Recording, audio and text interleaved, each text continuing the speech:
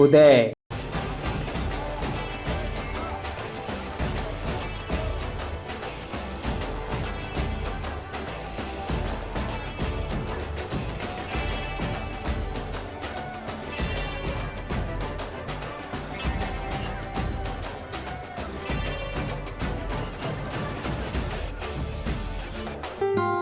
यूं तो एसपी भाषण देने से परहेज करते थे, लेकिन जब उन्हें बोलना ही पड़ जाता तो पत्रकारिता के पेशे की पवित्रता हमेशा उनके ज़हन में होती। जितना लोगों को आप आतंकित कर सके उतने ही बड़े आप नेता हैं। पहले आप इस देश की जनता को आतंकित करना चाहते हैं और जो जनता के प्रतिनिधि के रूप में हम लोग उसकी रिपोर्टिंग करते हैं, आप हमें भी आतंकित करना चाहते हैं। राहुल गांधी की पैदल यात्रा इन दिनों कर्नाटक में चल रही है और 21 अक्टूबर तक राहुल गांधी के कदम कर्नाटक के विभिन्न हिस्सों में ही भ्रमण करेंगे। झूठ बोलो, बार बार झूठ बोलो, जो भी बोल सकते हैं सब झूठ बोलो। जैसा किया है तूने वैसा ही तू भरेगा। आंधी उठे तूफान उठे मुश्किल भले मौसम मिले बढ़ते कदम न रुक पाएंगे। मैं निर्मलेंदु आज उदय से। आजकल जिस तरह की पत्रकारिता चल रही है उसे देखकर मन क्षुब्ध हो जाता है। माँ बेटे के बीच प्रेम और सम्मान बताकर राहुल गांधी की जिस तस्वीर की तारीफ गोदी मीडिया के तमाम एंकर भी करने से खुद को नहीं रोक पाए, उसी तस्वीर पर आज तक के black and white anchor Sudhir Chaudhary Rahul Gandhi पर सवाल उठा रहे हैं। पीएम मोदी और उनकी मां की तस्वीरों पर तारीफ के पुल बांध देने वाले एंकर चौधरी ने स्वयं राहुल गांधी की तस्वीर पर दोहरा मापदंड अपनाते हुए इस तस्वीर की प्रशंसा करने वालों पर ही उल्टा आरोप मढ़ दिया है। अब जरा इस दृश्य को देखने के बाद मन में कैसे विचार आते हैं आप भी समझ सकते हैं। इस महोदय को, इस पत्रकार को कोई और सब्जेक्ट नहीं सूझता। क्या सनसनी फैलाने इनकी आदत में शुमार है? लोग प्रश्न कर रहे हैं, क्या इन्होंने पत्रकारिता के नाम को बदनाम नहीं कर दिया है? क्या माँ के अलावा और कुछ भी नहीं सूझता इनको? मोदी की माँ माँ है और राहुल गांधी की माँ कुछ नहीं। भाई ये तो भेदभाव है, पत्रकारिता के नाम पर कलंक है। अब देखिए कि किस तरह से लोग इस तरह की पत्रकारिता पर फिक्रे कस रहे हैं। क्या ये पत्रकार महोदय इस तरह की प्रतिक्रियाएं देखकर विचलित नहीं होते? माफ करना पत्रकार महोदय जी, पिछले 45 साल में हमने इस तरह की निम्न स्तर की पत्रकारिता नहीं देखी।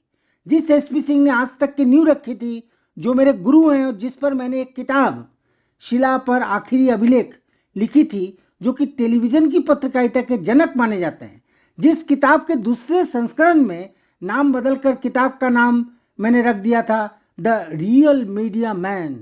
आज अगर वो जिंदा होते और ये देख लेते कि किस तरह की स्तरहीन पत्रकारिता की शुरुआत हुई है, तो वह न केवल पछताते, कराहते, बिलखते, चिल्लाते, दर्द के मारे छटपटाते और सड़क पर उतरकर विरोध करते, बल्कि सोचते कि मैंने ऐसे चैनल को, मैंने ऐसे बेटे को जन्म क्यों दे दिया। वो अफसोस करते, भीषण अफसोस करते, क्योंकि मैं उन्हें 45 साल से जानता हूँ। सच तो यही है कि वह ये सोचने पर मजबूर हो जाती कि क्या छल कपट प्रपंच के लिए ही आज तक का जन्म हुआ था। शायद उन्होंने इसीलिए निधन से पहले कहा था कि आज पत्रकारिता की विश्वसनीयता पर सवाल खड़े हो गए हैं। यूं तो एसपी भाषण देने से परहेज करते थे, लेकिन जब उन्हें बोलना ही पड़ जाता तो पत्रकारिता के पेशे की पवित्रता हमेशा उनके ज़हन में होती। जितना लोगों को आप आतंकित कर सके उतने ही बड़े आप नेता हैं। पहले आप इस देश की जनता को आतंकित करना चाहते हैं और जो जनता के प्रतिनिधि के रूप में हम लोग उसकी रिपोर्टिंग करते हैं, आप हमें भी आतंकित करना चाहते हैं। कुछ लोगों ने जो प्रतिक्रियाएं दी हैं, जो प्रतिक्रिया हमने देखी, वो देखने के बाद मन बहुत दुखी हो गया। लोग किस तरह से इन पत्रकारों को कोस रहे हैं।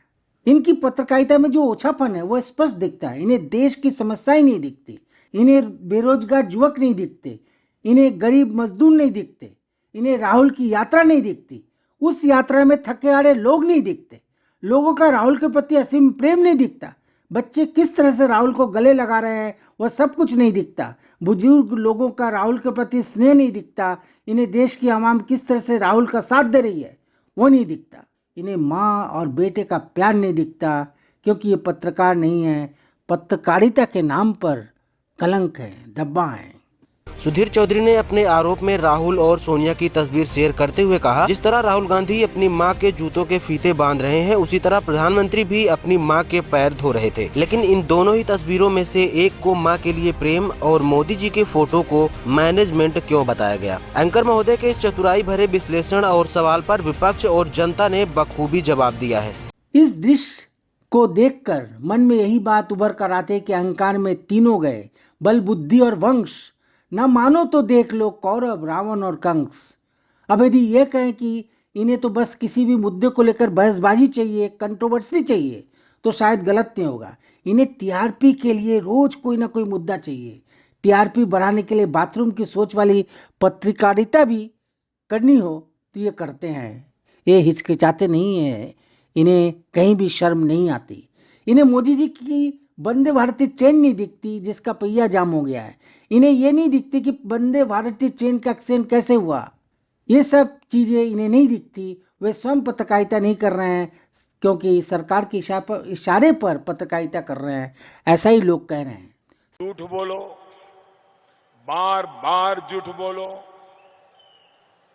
जो भी बोल सकते हैं सब झूठ बोलो, जहां भी बोल सकते हैं झूठ बोलो, जितनी बार बोल सकते हैं झूठ बोलो, किसी भी विषय पर बोलो तो सिर्फ और सिर्फ झूठ बोलो। एक ही काम, झूठ बोलो, झूठ बोलो, झूठ बोलो, बार बार बोलो, बार बार बोलो, बार बार बोलो, हर जगह पे बोलो और जोर जोर से बोलो। सवाल यह कि इस पत्रकार महोदय ने क्यों नहीं दिखाया कि इस ट्रेन के पीछे के शिष्टाचार की उच्च स्तरीय जांच होनी चाहिए। उन्होंने ये सवाल क्यों नहीं उठाया? ये तथाकथित पत्रकार इस तरह के सवाल सरकार से नहीं पूछ सकते क्योंकि इन्हें सरकार की गुलामी पसंद है, सरकार की तोशामदी पसंद है।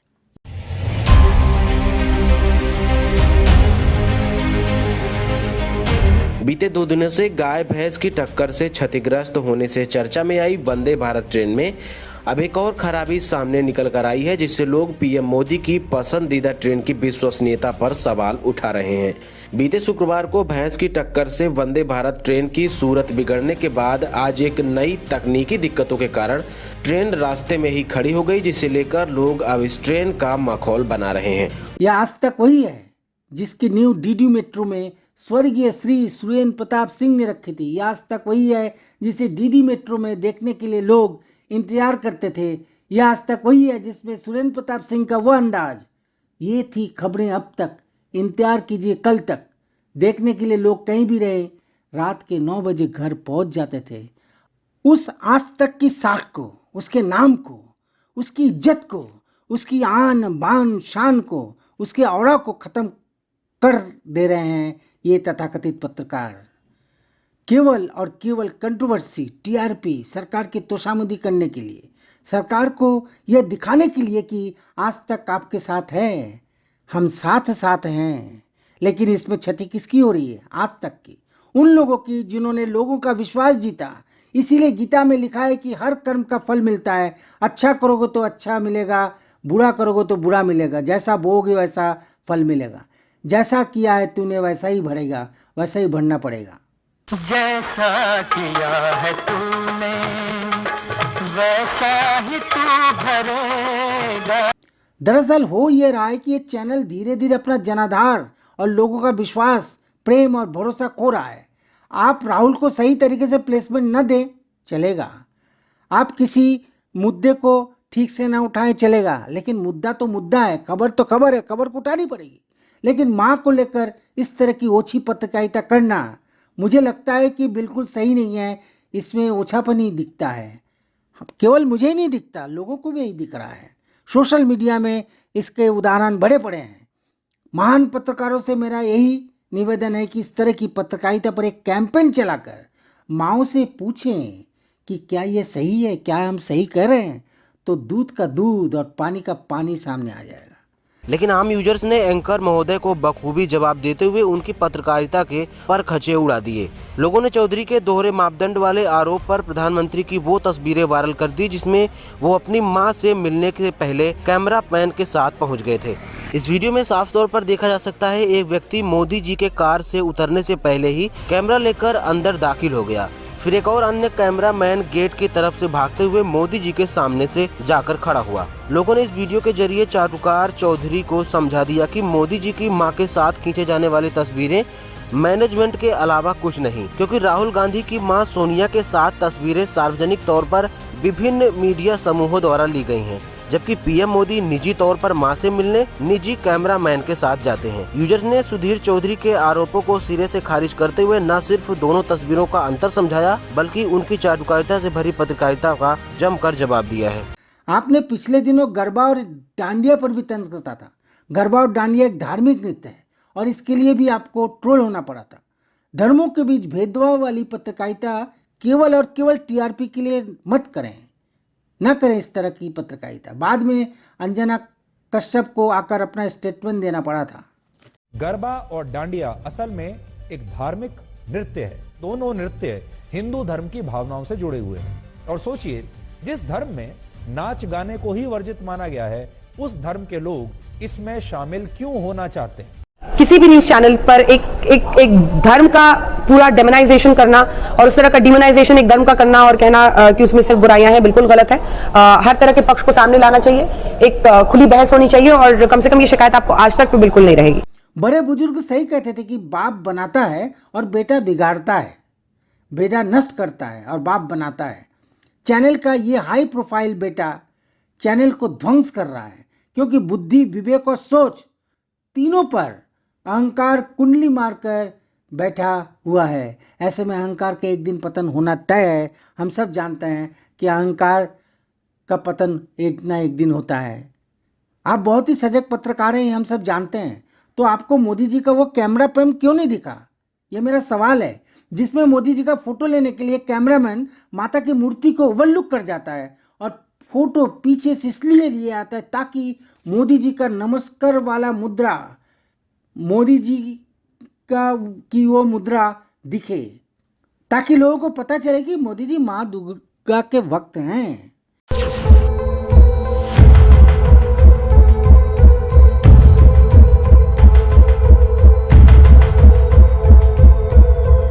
वरिष्ठ पत्रकार महोदय, यदि आप इस फोटो पर कटाक्ष करते तो देश की जनता आपको प्रणाम करती, आपकी इज्जत करती, क्योंकि यहाँ सवाल ये पैदा हो रहा है कि माँ बड़ी है या मोदी। इस फोटो को देखने के बाद मन में एक ही सवाल पैदा होता है कि माँ दुर्गा बड़ी हैं या देश के प्रधानमंत्री बड़े हैं। लेकिन आपने वो नहीं दिखाया, हिम्मत नहीं हुई आपकी, क्योंकि यहाँ मोदी प्रेम और घटिया पत्रकारिता आप पर हावी है। आपकी तीसरी आंख यहाँ पर बंद है, इसीलिए आप देख नहीं पा रहे हैं।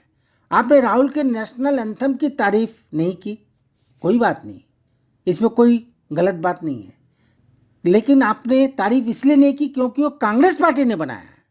आप अगर दूसरा किसी ने बनाया होता एंथम तो आप जरूर तारीफ करते। अरे सर, पूरी दुनिया उस सॉन्ग की तारीफ कर रही है, आपको भी तारीफ करनी चाहिए थी, क्योंकि छिद्र निकालना तो बहुत आसान काम है, लेकिन कठिन काम है किसी की तारीफ करना। आपको तो वो भी नहीं आता। मैंने पहले भी कहा है कि अगर ये एंथम कांग्रेस ने नहीं बनाया होता तो आज वह भारत का एंथम सॉन्ग भी हो सकता था। जी हाँ, भारत का एंथम सॉन्ग भी हो सकता था। आंधी उठे, तूफान उठे, मुश्किल भले मौसम मिले, बढ़ते कदम न रुक पाएंगे, कोई रोक सके तो रोक ले। आभास है, विश्वास है, जन जन में मन की आस है, अब तोड़ ना सके कोई हमें, ये हाथ से जुड़ते हाथ हैं, हम दिल की सुनकर निकले हैं, इस देश ने दी आवाज है, बोलो साथ हमारे कौन चलेगा, बोलो साथ हमारे कौन चलेगा, बोलो साथ हमारे कौन चलेगा। तो बस आज इतना ही। आपको ये वीडियो अगर अच्छा लगे तो आप सब्सक्राइब करें, शेयर करें और अपने कमेंट्स को भी वहाँ बॉक्स में डालकर हमें बताएं कि हमारी गलती कहाँ है, हमें अच्छा लगेगा। प्रणाम।